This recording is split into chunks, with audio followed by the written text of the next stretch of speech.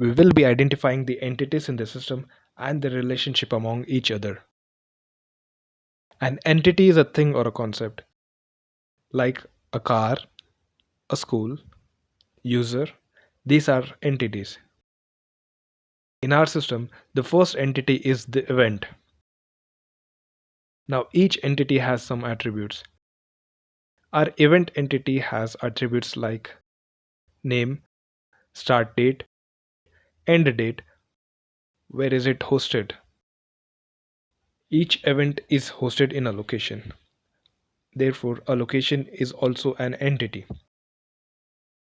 Location entity has attributes like name, address. An event can be hosted in one and only one location.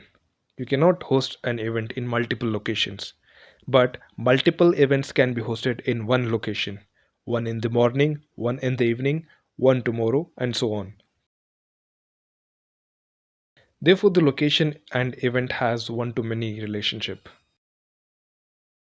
Similarly, each booking made by user is also an entity. The booking entity has attributes like booking ID, which identifies the booking date, and the status of the booking, example pending and confirmed. Now, each event can have multiple bookings. Therefore, the event and booking has one-to-many relationship. The relationship is mapped via event ID attribute in the booking entity, which tells which event this booking belongs to.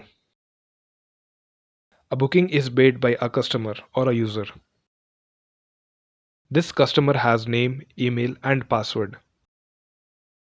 Each booking made by customer is mapped by customer ID in the booking entity. This completes our ERD.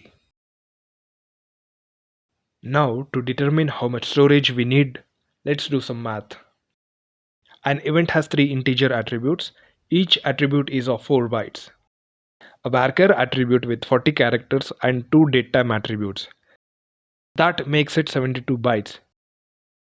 Varchar typically has 4 bytes extra than the number of characters. Each record in the entity will be 72 bytes. From the requirements, we know that 2 events are created each day. For 5 years, we need a data storage of up to 300 KB. Similarly, the booking entity has 3 integer, 1 datetime, 1 varchar. Each record will have 34 bytes. We know that 100 bookings are made each day. Therefore, for 5 years, the booking entity will have 25 GB of data. Similarly, a customer entity has 136 bytes per record for new users each day. Therefore, 1 MB of data to be stored in 5 years. And lastly, for location, we have 1000 locations.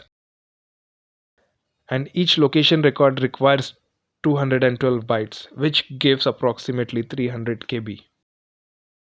Calculating this, we approximately need 30 GB of storage for 5 years if we go only with this MVP. But we know that we will going to expand, so we need at least 30 GB for the given MVP requirements. In the next chapter, we will explore how we can design each component in detail. Don't miss the next important chapter in this series. Subscribe and hit the bell icon to get notified.